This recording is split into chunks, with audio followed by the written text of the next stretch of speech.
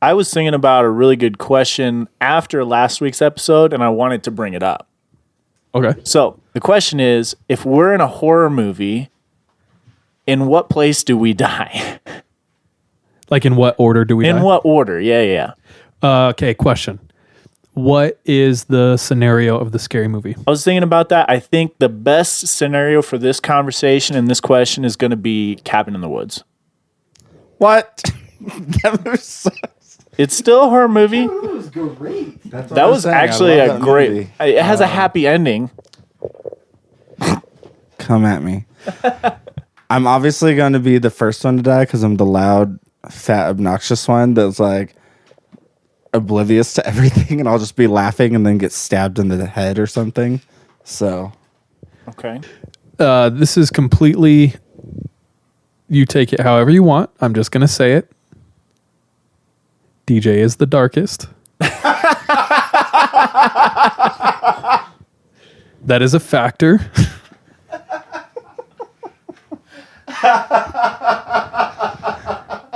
I am Japanese, and the rest are white. So who knows? I'm a little Spanish. Okay, now that we know all of that information, where do we fall?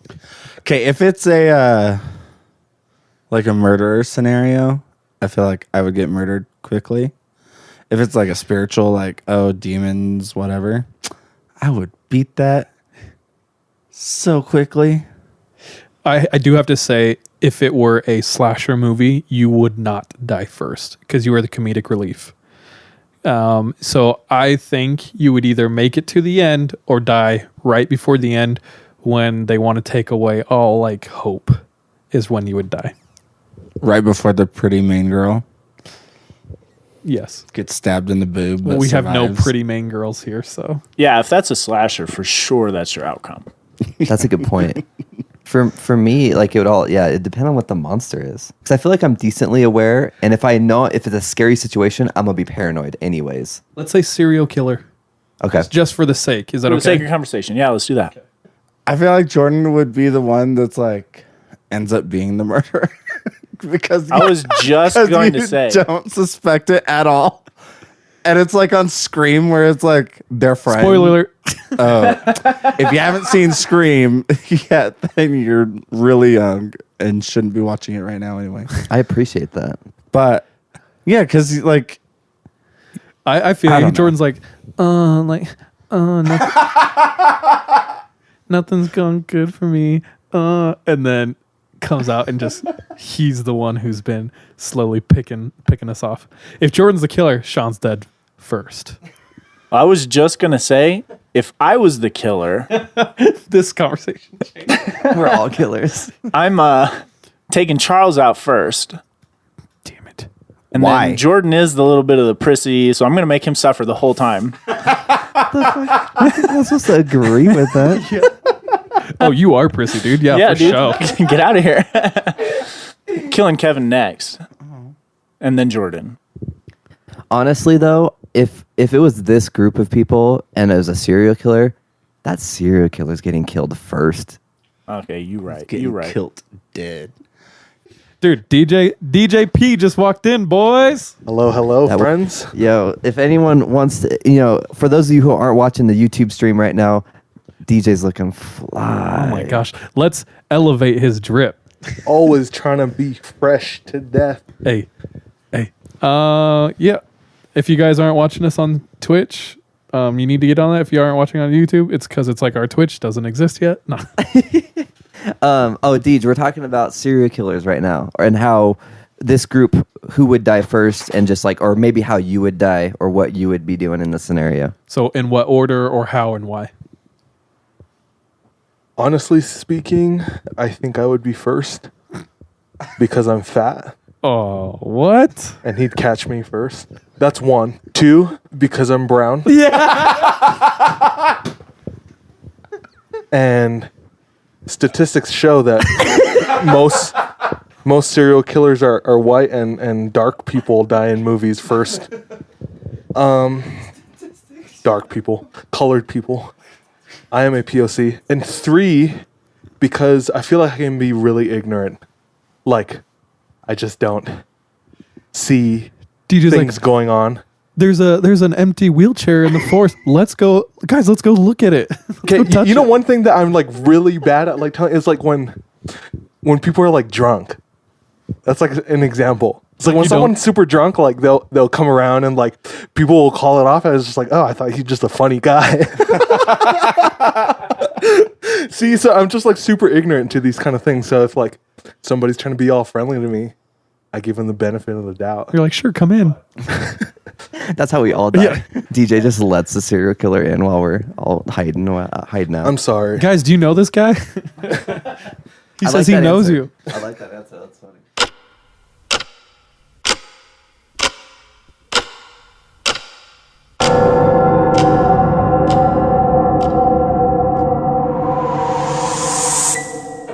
Welcome to 3 a.m., where we discuss and dissect the supernatural.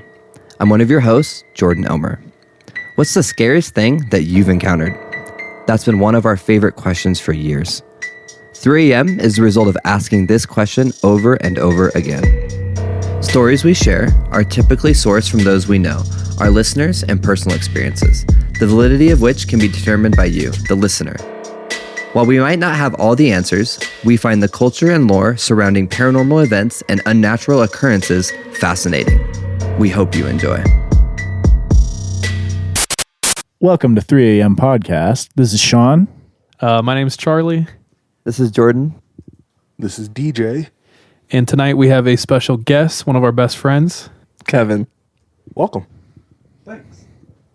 No, I was talking to our audience. So we wanted to have Kevin on. We wanted to him to share his stories if he wanted, whatever he kind of felt like. Just before we get into it, just to let you guys know, we might be talking about things that, are heavy.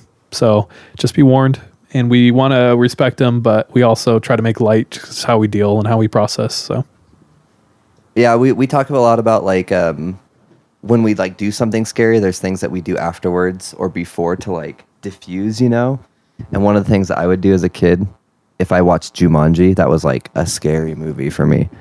I'd have to like watch like a Disney show or play like video games after to like forget. You know what I mean? So you guys throw in those nice shows after this. Yeah. Maybe say a prayer, You do you. yeah, after our podcast, go and do something to clear the air a little bit. Or if you ever are pursuing like scary stuff, it's a good idea to check yourself, clear the air, whatever that may be. But okay, how about you tell, because you haven't told this story yet. Kevin recently visited home and his mom revealed. Oh, yeah. So Well, Kevin, where are you from? I'm from El Paso, Texas. Born and raised. Mm-hmm. And how long have you been here in Utah? Well, I've been in Utah. I moved to Utah December 1st, 2007. What are some So I've been here for a while. What now. are some distinct like characteristics about El Paso for those of us who haven't been there before?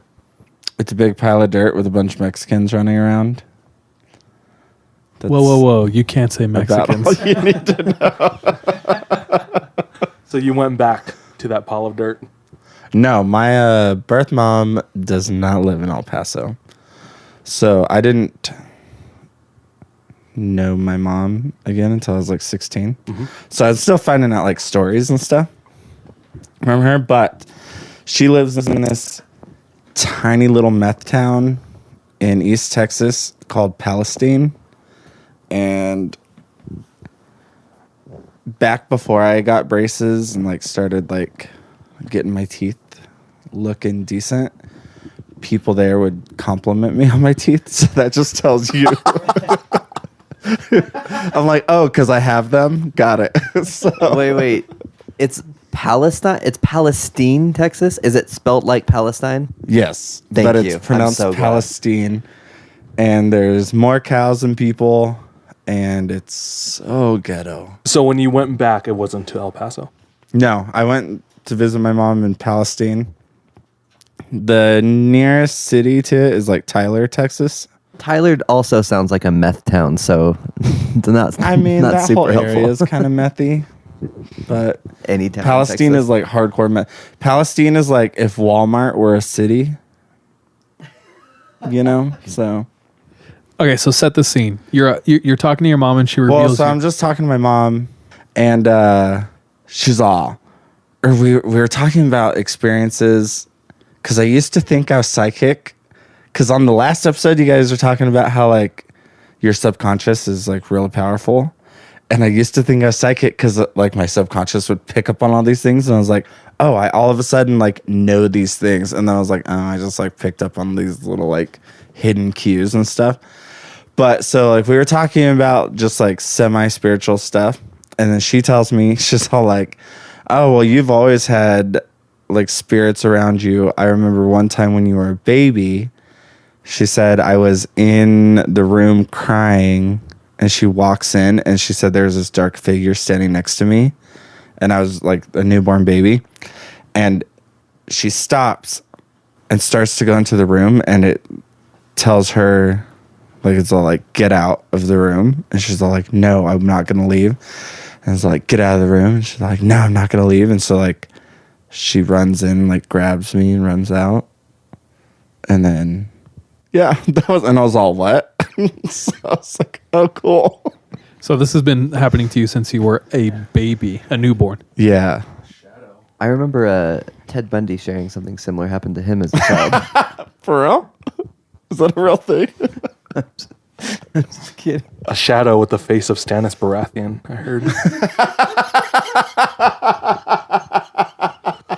Who the fuck is that? Game of Thrones. Game of Thrones.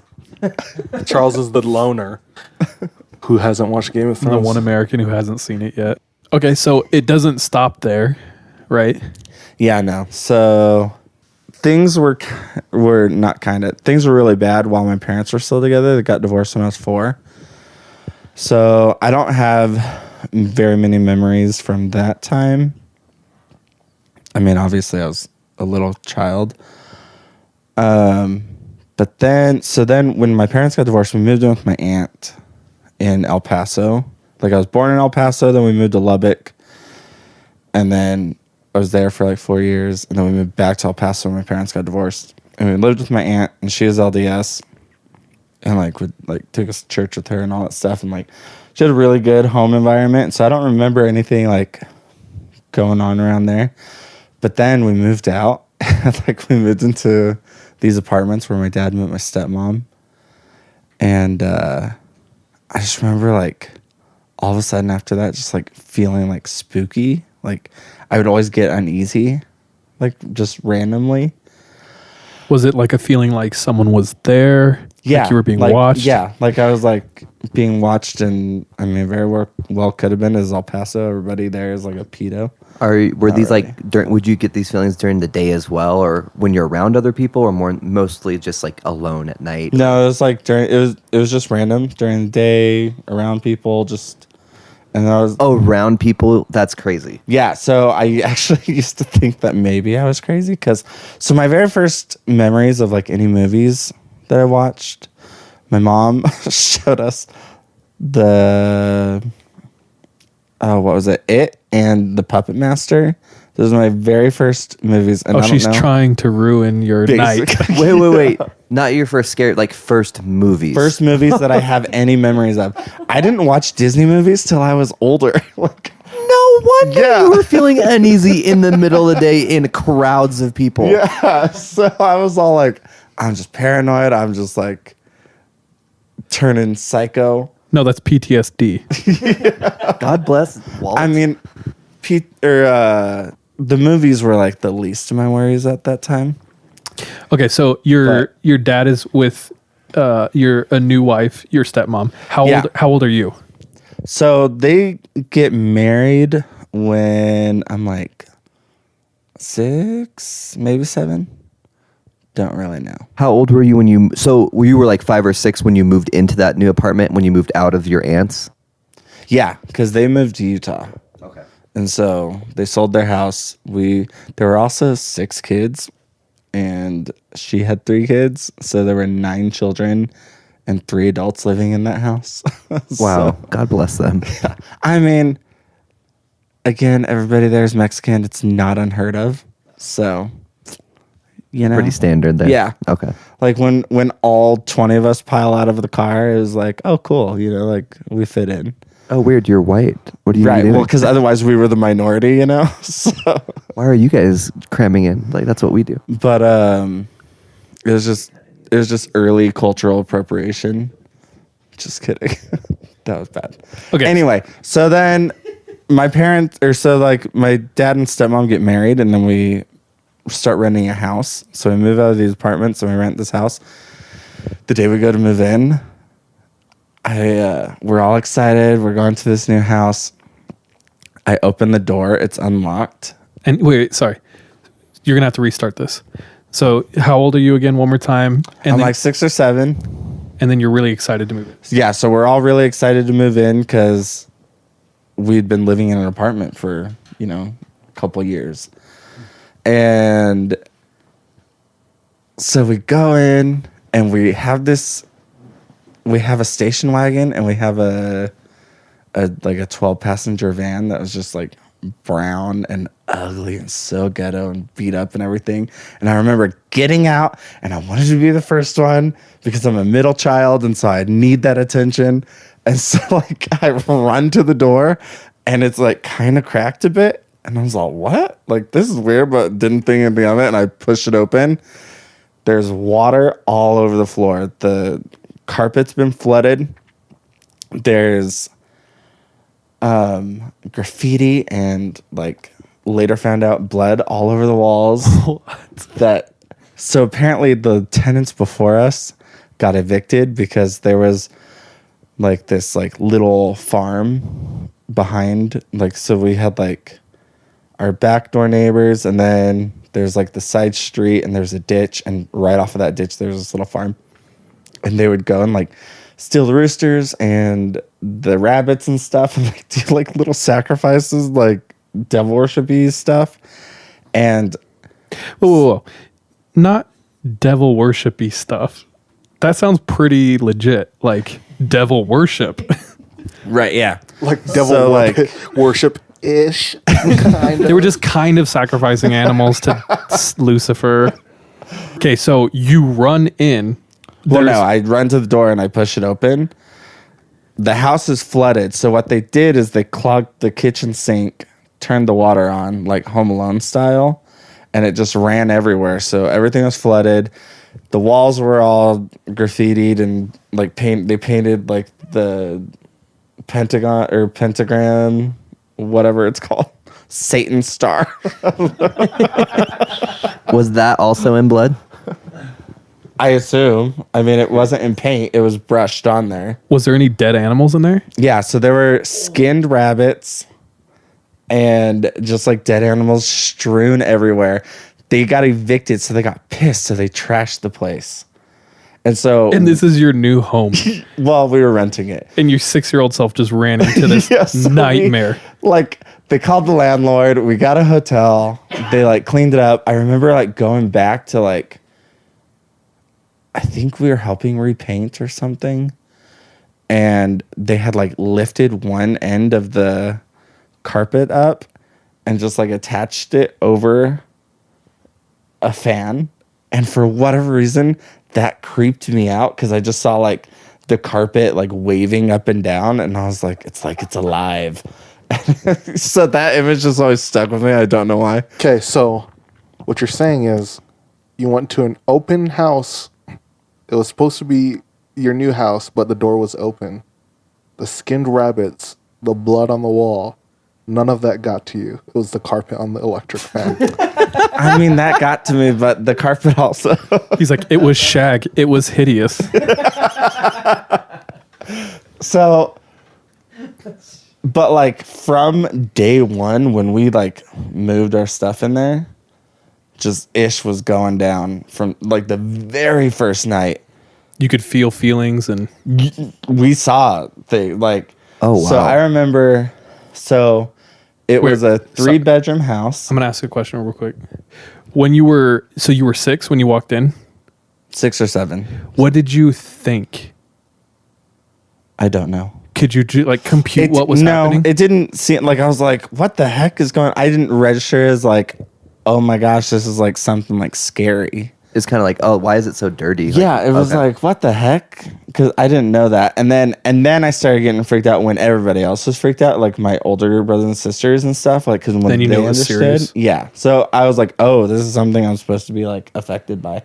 Oh, okay. So night 1, you said things started happening. Yeah. So it was a 3-bedroom, 4-bedroom house.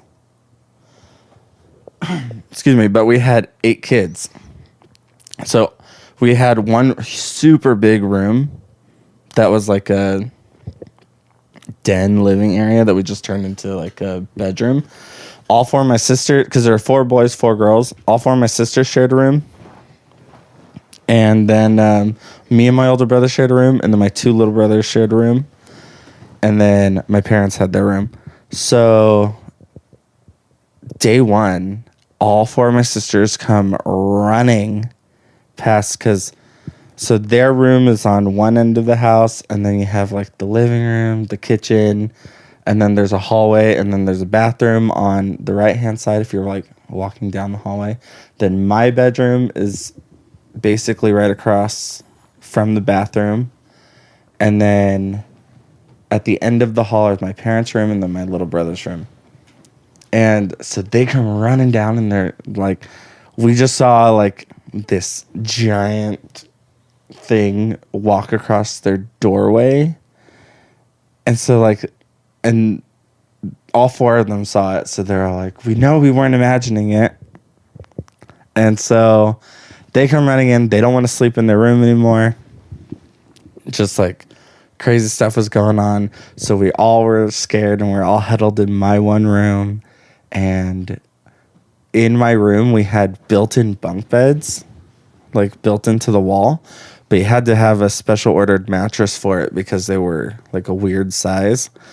So we didn't have those yet. So we were all sleeping on this little air mattress in the middle of the floor. And I was like cuddled up next to my oldest sister. And she got up in the middle of the night, and it woke me up, and I just assumed she was like going into the bathroom to go to the bathroom, but she turned and went into the kitchen. And so I was like, oh, maybe she's just getting a drink. She comes back and is standing in the doorway with a knife and just like is standing there. Then she kind of just like does a little like jerk shake thing, drops the knife, and comes and lays right back down right next to me. And I was all, what is going on? And she's all like, oh, I had such a weird dream that last night. And like, so then like my parents found the knife, and they got all mad that we were up. They thought we were like up sneaking about. And I was like, like, but they never believed us when we told them things were going on. And I was like, you have 8 people telling you that these things are going on, and you're not believing us. Isn't that the most frustrating thing in scary movies? It's so annoying. Oh, I get so when the frustrated. stupid adults won't listen. Or the husband. Except now I'm that Oh. adult. That's like the crux of like Goonies, Stranger Things. It's like mature adults have like abandoned them. Yeah. If my kids come up to me and they're like, I see something, I'm going to believe them. And then if I find out later they're lying, I will beat them then. Maybe that's why like kids are like that, because they're just always making up stuff. So their parents are like, okay, like get out of here. Like we just don't have kids, so we don't know yet, you know? Well, so like Ryder, I'm sorry, Sean. No, say something. Your parents were pretty strict, right? Like they ran a tight house. Like you guys weren't allowed to leave Everything your rooms was at super night. controlled. Is that okay to It share? was- yeah. Yeah. There were 8 kids. Their method of handling things was control. It was just very, very controlled. I don't know what other word Just to say. strict, right? Yeah, it was really strict. And so, but also I was a little kid. I have an active imagination. Even now, I still have like a really active imagination. So, I mean, so my sister and my nephew live with me, and my nephew has a crazy, like we're super alike, and he has a really active imagination as well, and he has nightmares all the time. And like he'll start screaming and crying, saying that he saw like one of his things float across the room But then like we go in there and it's like still sitting in the same place. And I was like, Ryder, like, and he's freaked out. I'm like, things happen in our heads and our mind is super powerful. And if we're scared because we've seen things, because Ryder has seen some scary movies that I'm like, why? You already have nightmares. Like, why the heck? Anyway, that's different podcast. And so, but so I can kind of see like, yeah, you guys are dumb kids. You have active imaginations. Like, go back to bed, whatever. But like, there were some like legit, real like things going on in that house, and just like one of the most terrifying experiences I've ever had in my entire life happened in that house. And that was the story I was thinking I was going to share tonight. But like I warned Charles, I always talk for too long and I give way too many details and I just ramble. And I'm so sorry. So everything I just told was like a precursor to this story. Little appetite, little appetizer, little appetizer. Okay, so you kids are in this house. Things are happening constantly. Yeah, How often was it? All the time. Like sometimes it was daily. Like it was crazy insane. It also seemed like you were mentioning like your sister, like she had the knife. Like, do you remember? Yeah, Like, so everybody was experiencing it. It wasn't just me. Like we all like banded together. There was one night where my older brother and we couldn't sleep. I was on the top bunk. He was on the bottom. And we were just like laying there talking. And then we're all like, somebody left the bathroom light on. And that was one of like leaving lights on was one of the things that like get in a lot of trouble for, and like just stuff like that. So we were just like, go turn it off. And I was like, no, I'm on the top bunk. You go turn it off. And like we just kind of argued about it. So then, because we're both a little scared to get out of bed because we don't like being in our house. We don't like walking around it. And so we were like, fine, let's go together. So we go and the door starts opening and closing. Not like, swaying back and forth. Fully opening and closing. Like close all the way, open, close. And we're all, what? And it's like when we're standing in the hallway that starts happening. And so I was like, so we look in to see if like somebody's in there messing with us. Empty. Empty bathroom. Because like right behind the door is the bathtub. So it's very easily for somebody to like stand in the bathtub and like, do that. But it's empty.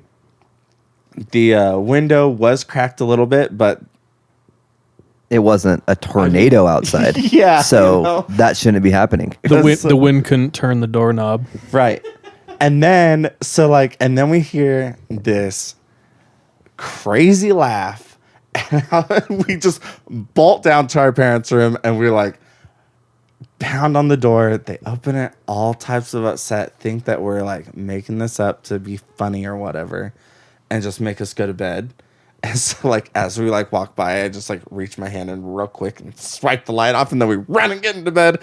And then like you just like can't stop thinking about it. And I like just found myself just staring at the door until I fell asleep, because we weren't allowed to sleep with our doors closed either. But also I didn't want to, because I was scared. No deal, Howie. Right? It was insane. So the movie The Conjuring was your life. Yo, also, underneath those built-in bunk beds was a tunnel that led to my brother's room that was like filled with a bunch of crap. And like when we were like supposed to clean our room or whatever, we'd like shove stuff in there. But like we'd hear like things crawling through and stuff, which I mean, we were kind of chupacabras. Trashy, so It's could have been Texas. rats or something, but so I want to get to the actual story I want to tell. So this story happens when I'm 12, and it was like crazy. I never really slept well because I'd always wake up at night because I'd hear like people walking around my room, which makes me just sound crazy. Like I'm hearing like voices or like sounds in my head, Sorry, is this the same house? Yeah. Okay. Same house, same bedroom, everything.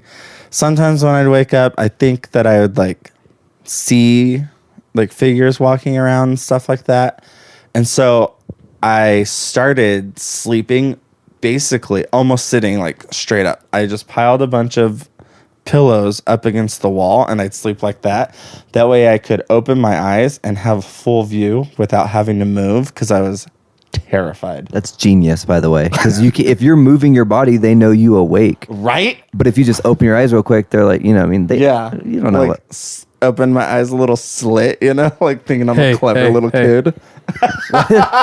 What if like ghosts can see in the dark though, and it just doesn't matter? You're just like super visible. Trigger. Everything you do. That's so sad that you had to deal with that. Like the constant fear of going to bed, waking up and stuff. That's heavy, man.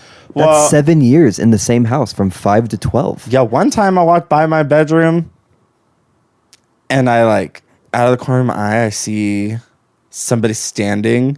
It was like the first couple weeks that we were in the house. We before we got the mattresses and we still had that air mattress in there.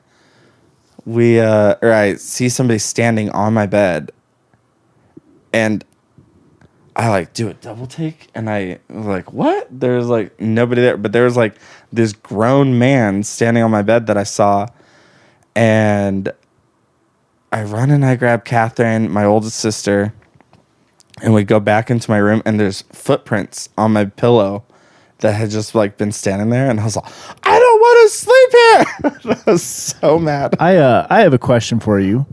As a child, what could you possibly do to get your parents to believe you?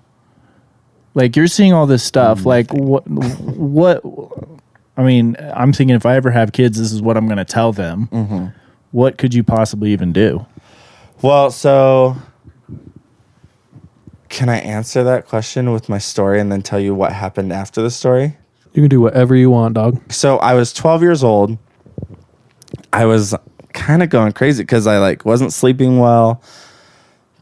I wasn't happy in the house. I wasn't like happy just, in life. And so I woke up this night again, basically sitting straight up. And like every time I woke up like that, I'd always wake up like in a panic. And I'd like look around my room. I had everything situated to where I could see it, to where I didn't have to move like at all. I had a desk right here. My alarm clock would face me so I could always like see what time it was. And but so I woke up and my heart was racing, and I look over and I don't see anything in my room. I don't hear anything. I look over at my desk and my alarm clock says that it's 2:58. So I was just like, oh, it's 3 a.m, whatever. I try to calm myself down and I close my eyes. And as soon as I closed my eyes, it was like they were open again. And everything is exactly the same. And I'm looking around my room. My alarm clock still says 2:58. And then I look into my doorway, and standing above ground, not all cheesy, like floaty style, but like they were standing on solid ground, but like above the ground, was this dark figure, of a man, and above it was like letters written above it in like these blackish purplish letters. And it was dark in my room. We didn't have like night lights or anything, but this figure was so dark it made the rest of my room look like it was lit up. It was a very weird like thing because I could like see my room in such like great detail because of that. But he was like so dark. And he started to talk to me in some language, and I couldn't move. And I was just like laying there and just staring at him. And he was talking to me and talking to me. I couldn't read whatever language was written above him. And then he like stops talking, and we're just like staring at each other. And then he says, "Yes, Kevin, I am here." And all of a sudden, like, my vision leaves, but I can still like hear like the ambient noises or whatever. And I'm like paralyzed with fear. I can't move any part of my body. All of a sudden, like my eyes pop back open there's nothing in my room anymore. Like I'm looking at my room, but I can't move my body because I'm so terrified. For whatever reason, like if you, I don't know, it just sounds so dumb. Like, oh, you fell asleep and you had this dream or whatever. But just the feeling associated with it was unlike anything else I'd ever felt. I'd been scared in that house so many times before then, but that feeling, it was just like, sorry, it was so dark, and I'd never felt anything like that before. And I look over at my alarm clock, it still says 2:52, even though the whole experience felt like it was like so long. 2:58. Or 2:58, yeah, sorry. Start from. I look back at my. Oh, I look back at my alarm clock. It still says 2:58. Even though the whole experience felt like it took just forever, it all happened within less than a minute. So, you know, like, yeah, that's like your brain doing something. But again, just like that feeling, and I couldn't shake it. I couldn't sleep. Finally, like, a few minutes go by, and then I was still like paralyzed with fear. I couldn't move the rest of my body. And so finally I could move my body, and I just like curl up into the fetal position, and I just am laying there or like sitting there crying, and I had no idea what to do. I was like, I just felt so helpless, and it was like the last straw. And I was like, I'm gonna like lose my mind, and I was dealing with other things, and everything just sucked, and I was like, blah. So this is to answer Sean's question of like, what do you do? I knew that my parents weren't listening to me. I knew that if I told them, it would just be like, oh, you had a bad dream, you know, like, even though that feeling was there. So that Sunday I went to church with one of my best friends, and his mom was our Sunday school teacher. And she gave us a lesson about how, like, when Moses was tempted by Satan, you know, and then he, like, cast him out in the name of Christ. And she's all like, and you guys can do that too. And da, da, da, da. That lesson just hit me so powerfully. And so, like, I stayed and I, like, asked her, like, more questions and stuff like that. And she, like, explained to me how. And, like, from that point on, I was like, finally, I have something. Like, I don't need to be feel helpless and stuff like that. And so that's what I did. I just ended up relying on like my faith and like my like knowledge of things I can do to, you know, deal with it, because it didn't stop. It never stopped. That whole time we were in that house, even after we moved into another house for a couple years, and things happened in that house too. And it was this really old house, but there were also like in that house, there were also like really cool, like good things that happened. But then my parents had a house built. And so then we moved into that house, and things still happened there. And then when I moved out, things still happened to me. So it was like something that I never, like, I didn't ever feel like I had to like, or like I would never get rid of. But like I learned to like deal with it on my own and like not go crazy. And it could just very well be that like my brain is retarded and misfiring like chemicals, and I'm seeing things and hearing things and driving myself nuts. But well, the feelings are real. Even with that, like, perception is reality. Like, regardless to that person, yeah. So regardless of what was happening, that's what you believed was happening, and what you saw was happening. So that was your reality, right? Yeah, and the other people who didn't believe you, who's to say their reality is more real or more important than your reality? You know, like what you're experiencing is legitimate. So it's like, regardless of what. Also, when you said the thing said, "Yes, Kevin, I'm here," legitimately, I was like tearing up. I was like, that is so wild. Yeah, that was. And I've heard this before. So like, the second time going, you know, I was like still hit by it. It's so crazy. Yeah, I went. So like that Sunday, it bothered me so bad. Just like couldn't shake that feeling for so long. So like that Sunday, I went and I like asked my bishop, and I was like, does Satan know our names? And he was all, yeah, I think so. And I was like, I was so scared. Sick, Bishop.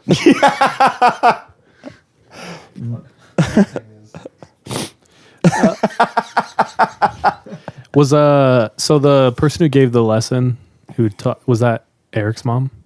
No, this was my friend Steven's mom. Okay. And no, Eric's mom is a saint and amazing. And Yeah. Well, Every way. kind of a little bit of my takeaway was just like, if you're going through something, it's important to find someone who you trust, who trusts you. And if you're out there, you might be that person for someone else, right? yeah, So just be mindful. Like, you have no idea, I guess, what people are going through. Because, like, I don't think I ever fully understood the scope of what you went through as a kid. You know what I mean? Mm-hmm. And it's just something to be mindful of. Like, maybe there's someone around you who might need help, so you should pay attention to that. Would you describe it as a haunting? like the house or me. I don't know. What do you think? I mean, I definitely think that there's some like bad juju in that house, just because like what happened, like because there were so many just like things that went on. Because I think even within our group, we're not all on the same page about how much we believe in ghosts and things like that. I personally have never had, I've only had a few instances where I think I've seen something like that, right? But for me, I feel things a lot more than seeing things. Like for me, anytime I see like ghosts depicted as like a gargoyle or like something like dumb like that, I'm like, meh. Like because my experience is like it's always been like human figures, you know, like spirit stuff like that. And I'm just like, I don't buy into the whole like, oh, this creature with claws and you know stuff like that. But a ton of other people do. Like I really liked the paranormal movies up until it showed like the claw mark. I was like, okay, this sucks. Like I was like, this is dumb. I hear that. And I guess I kind of remember my point now. Is more like, I feel like just like anything in life, right? Certain people are more susceptible to other things, right? And so for you, you might naturally be more susceptible, but you also might have just been in this environment for so long that now you just see it, right? Where some of us, we might be on social media too much, we might be on our phones too much, and we're just not seeing, or like I see it as like a peeling away, right, of layers. Like there's so many different layers around us, and just sometimes we don't see all the layers or multiple layers. And some other people like you, either you have that experience or you're naturally a person who's drawn to being open and seeing those things, you know? Mm-hmm. I don't know. That's just kind of like how I feel. I don't know what your guys' take is on that, but I mean, like, for me personally, I know my mind automatically goes to how's that possible? There has to be a reason. Like, for example, legitimately, this happened last night. So last night we went and saw Pet Cemetery, and then afterwards, that was last night. yeah, I gave it a 5 out of 10. I posted it on our 3 a.m. Instagram, so go check that out. But after that, I decided to go and watch a couple of episodes of The Chilling Adventures of Sabrina, and there were some pretty dark episodes, like some dark stuff happening. I go to sleep. I wake up in the middle of the night last night. I pick up my phone. It says 2:25. I was like, you almost got me. You almost got me. And I had my fan turned on last night, and it was just going normal speed. And then all of a sudden, as I'm sitting there or laying there, it starts going faster. I'm like, whoa. That's not possible. So I like sit up for a second and realize that the heater that was down on the floor had just turned on. And so between the two sounds, it sounded like it was going faster. So like my mind automatically goes to, okay, how's this possible? Let me figure this out in my mind before I go to whatever could be happening or whatever. And I could be completely wrong. That's just how my mind works. And I went back to sleep after the fan turned off and I was like, okay, we're good. I hear you. That's kind of how my door is, where like my door just pops open when the front door is shut or closed, or when my window's open. Like it doesn't shut, like it doesn't lock. So my doorknob is worthless. You can just push my door open. And so sometimes it'll just like in the middle of the night, it'll pop open. And there's been times where it's happened and I've looked and it's been like right around 3 a.m. But it also happens at like 3 p.m. So it's like it's not a big deal. But I hear you, Sean. The house that I live in right now is really old, actually. I can talk to my landlord. Just to preface, most of us live close to Brigham Young University, which is in Provo, Utah. Just you live near Brigham Young. I'm just kidding. And I live behind a certain building that used to be one of like the original buildings for the university. It was the first. It was like the academy building. It was the first one. Yes. And my landlord has a picture of it being built, and there's just fields in the back. Right now, there's just a bunch of college housing. But he has a picture of the academy being built and just fields behind it and one house. And that's the house that I live in right now. If you want to know what that house looks like, it's on our Instagram. It is on our Instagram.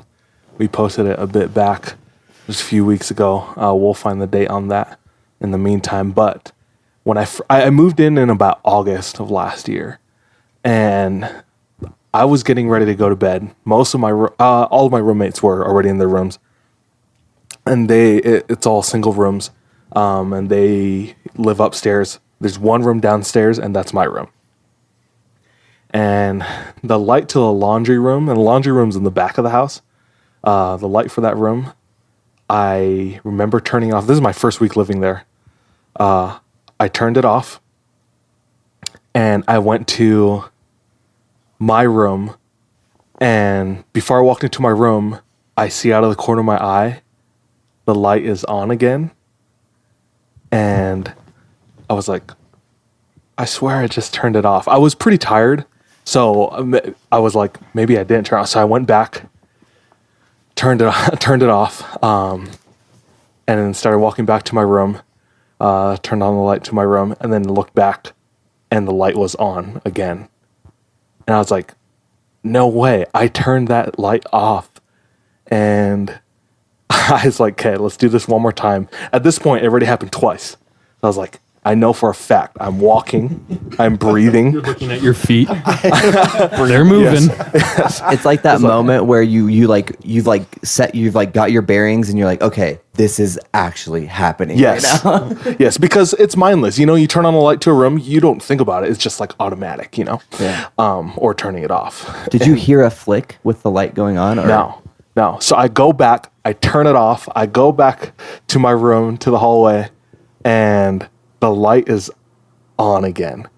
And I just get chills up my spine. And one of my roommates, I knew he was still awake because he had just went upstairs like a few minutes before all of this happened. And I call out to him. I was like, yo, Ryan. Just from downstairs, standing there, just like on guard, looking around. I was like, yo, Ryan. And he's like, what? And Ryan's lived there for a year at that point. So this is his second year living there.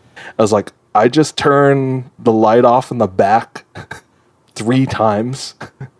And it keeps turning back on. And he's like, oh yeah, the light to the hallway out right outside your room is connected to that light in the back of the house.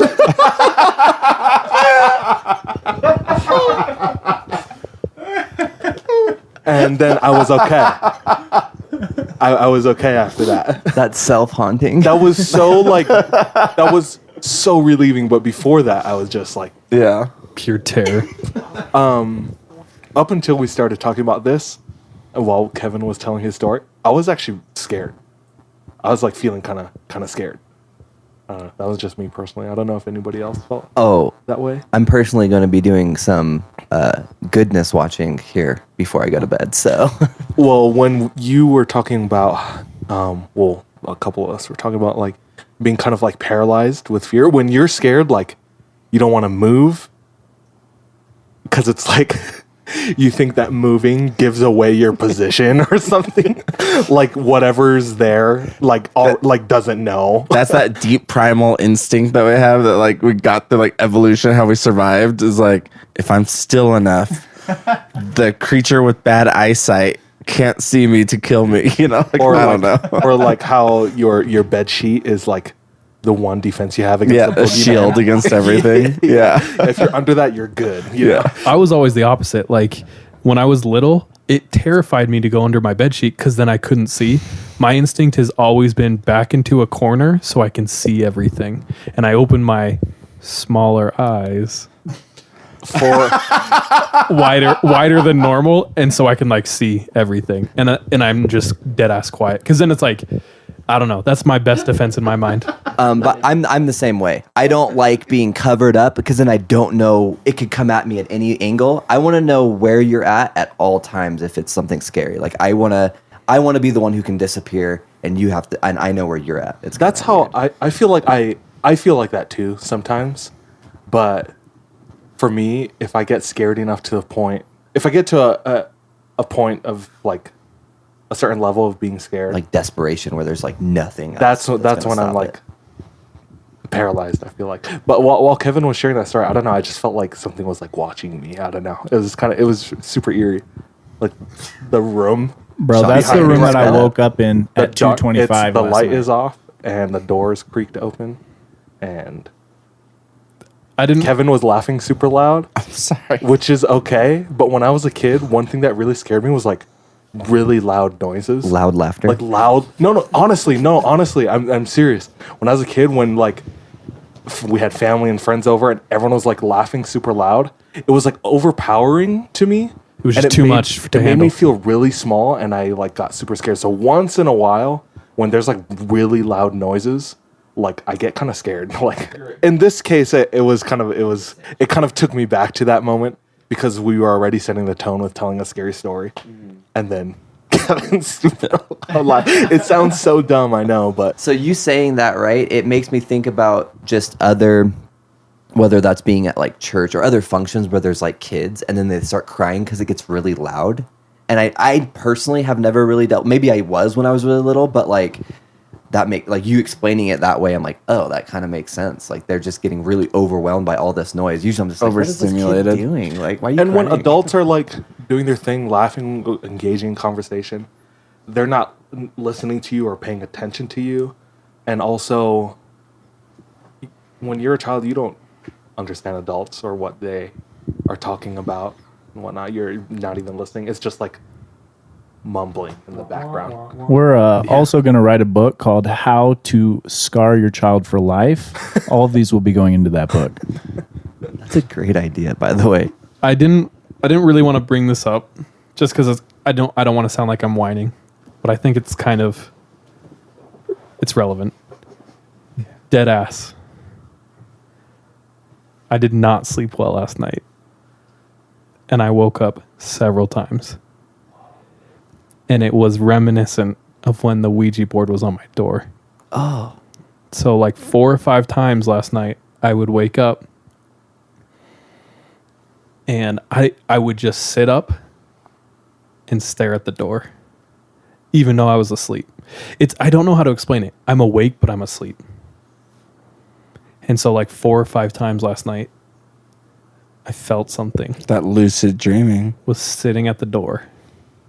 And so I stopped, turned, and would just stare at the door. like inside or like you could sense that they were outside of the door just waiting for you. I don't know. You just knew At something one was there. point, it felt like it was standing by my bed. And in my head, I was like, it's too late. And then I fell back asleep. Oh, that's the worst. Because then when you wake up again, you're like, Oh, I had to like remember where I was. And then I was like, oh, the door. And so I'd stare at the door. But just, it's weird. You had it last night. I had it last night. I actually had a dream the other night. oh, And listen to this.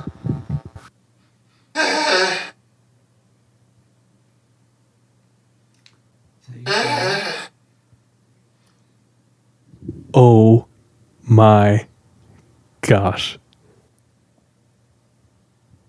is that you? So that sound was coming from me. My roommate recorded that. And I don't know what you think of that. It's kind of funny to me, but at the same time scary because I know what happened. My roommate thought it was funny because this all happened within like 5 minutes. And before he started recording that, I was talking to myself while I was sleeping. And I asked, when I woke up from that, I asked him how long, like all of that lasted. And he was like 5, not longer than 10 minutes. And it's crazy because when you're in a dream, like it just feels like forever. But this was like 3 nights ago. It was about 12:30, and it was the most terrifying dream I've had in a while, I feel like. You remember it? Yeah, I do. It was so vivid. It was so vivid. In my dream, I was stationary, and I was standing in a dark room with a window in front of my face that was, I think I was like underground-ish. You know, like those houses where like the stairs go down, but it's not completely a basement. Like there's windows and there's like the road right there. It was kind of like that. But I was like, I knew in my dream that I was kidnapped and I couldn't move and my eyes were wide open and there were people outside and there was a voice right behind my head. And he says, "You see them, but they don't see you." And then I start saying, "Help me, help me, help me." And that's what I was saying to myself. That my roommate started taking out his phone to start recording me. But he didn't catch that part. And then after I say "help me" in my dream, the voice right behind my head speaks again and says, "You hear them, but they don't hear you." And then that's when I start like screaming in my dream, like trying to get out of like, I don't know if I was tied with a rope, but I just couldn't move in my dream. But that was the sound that you heard that I played. It was me like struggling to get out. And then that's the last I remember, being stuck there. Were you not able to like physically move? Was it kind of like a dream paralysis? It felt like that, yeah. It wasn't sleep paralysis though. Could you feel Maybe there was like, there's like elements of sleep paralysis in it. But it didn't feel like normal sleep paralysis to me. Because in sleep paralysis, I'm just like in my regular room, you know? And like I'm in my bed or wherever I'm sleeping. But this, I was like in a separate place. And it felt more like I was in a dream. It was like more of a nightmare than sleep paralysis. But yeah, I remember waking up and I told him immediately like, "Yo, I just had the most terrifying dream." Dude, that is scary, dog. And then he was like, "Dude, that does sound terrifying. I caught it on video." And he was kind of laughing. And it is fun. Dude, it's kind of funny, like just hearing that sound, but like in context and me like experiencing that dream is like, it's like scary to me, dude. That's wild. That makes me sad. That like hurts my heart. I know. You know how we all were saying, like, when we recorded our sleep paralysis episode, that, like, one of us is going to get it. Yeah, maybe that was me. Then that night, or that next day, we were like, "Okay, who got it?" And everyone said no. Dude, I think it, like, came for all of us later. Maybe. Because you had your thing in your room? It was, dude, it was comparable to the Ouija board time, where I was like, "Oh, no." And it's the first time I've experienced it in years. So the last like week or so, I haven't slept super well, but that's just like I go through periods where I just don't sleep as well.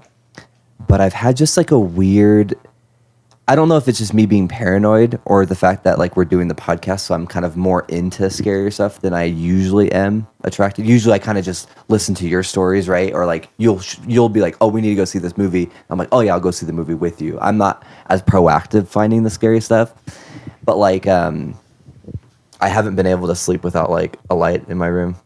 I'll like have my phone light on, or I'll have just something play, like my laptop playing, and I'm just like, I am not trying to.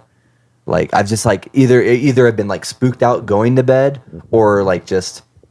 Also, our house is a cabin in the woods, and I don't trust our landlord, so who knows what debauchery he was doing in here beforehand, you know what I mean? And so, like, especially that last week, though, I feel like there's been a more enhanced, like, just, like, paranoia of myself. Maybe that's me putting it on, but I've definitely been, like, I am not sleeping by myself in the dark the last few days, so... So I guess this is our last episode. It's getting to us. It's getting too close. I know I mentioned after seeing the movie Us, and that episode was like a week after I saw that movie. I was checking my closet every night for, I don't know, other humans. Yourself. Yeah. But I still have been doing that every night since. Like, I've been kind of like, I don't know. I've been sucking myself out with all these podcasts, dude. But I check the closet. I'm like, okay, I'm cool. Nobody's there. But one day, I'll be looking at something, and something will be looking at me. What am I gonna do? What do I do? I think for me, like doing this, it's like, I believe in, you know, paranormal stuff. Like I know people see stuff, I know people experience stuff, and I know I have, not as intense as has been illustrated previously, but I think my whole thing is like I'm not wanting to have it happen, so I'm just taking all the precautions to like, y'all, you're gonna have to haunt me in broad daylight if you want to get me because I'm being extra cautioned up right now. That's, I'll say it, I'm a believer. I believe there's things out there that can't explain. I'm not like hippy dippy. I think most of it you could explain away, but I think it's possible. I was just gonna say, like, I know that while all of those experiences felt like crazy real to me, there very well could be like a very rational explanation. Like Sean rationalizes all his, and he like thinks through it and gets past the fear and doesn't let it get out of control. And then he's like, oh, okay, it's because of this. If I was like a stronger like person mentally or whatever, then maybe I could do that. But I mean, my whole life, I've always let my emotions like control me. But Stronger person mentally from the ages of 5 to your whole life, you have had more intense experiences than I've ever had in my life. And if I had one of those at the age of 29, I would die. And so, well, but here's the please thing: continue. is as a child, I was having to deal with real life things, and so who knows? Maybe that's how my brain manifested those things. Like maybe that's how I like dealt with it. And instead of it being these bad experiences happening to me, my brain told me it was these like spiritual things. And so that's why I experienced so many, because that was still happening. Kevin, But some of them I think were like legit, real, whatever. I was going to say, gun to your head. Are you a believer? In spirits? Yeah. Duh. Or just like that they can affect or reach out and do things. Oh, hardcore, yes. I've had so many experiences, good and bad, that I can't deny it. So Okay, Sean? I was going to say while you're talking, even though I do rationalize and work in my mind through what's actually happening or what is happening, I still believe that due to the mass amounts of stories and experiences, there has to be some reality to that. Even though in my mind, I can reason through most of it. There has to be some reality because of the bulk amount of experiences. And I think it's like, for me personally, I just don't like ever being adamant about a surety of things. Because it's just like, it's so, everything's so freaking complex. We know nothing. I know nothing. It's like, people feel things differently. Like, everyone has very specific, like... Could be real to you, not real to me. Yeah, not real exactly. To you, real to me. Yeah, who knows? Did DJ confess his opinion? No, I believe. Did you say, Charles? You said you were a believer. You did. Yeah. I think... I mean, that's what I think that's kind of why we started this podcast, because all of us believe. And if you don't believe, that's no fun. So get angry. Kevin, thank you for coming. Tonight was powerful. I really liked it. yeah, thanks for having me. It's not going to be the last time. I was going to say, I have a couple more that I really want to share because they were doozies. So I'm excited.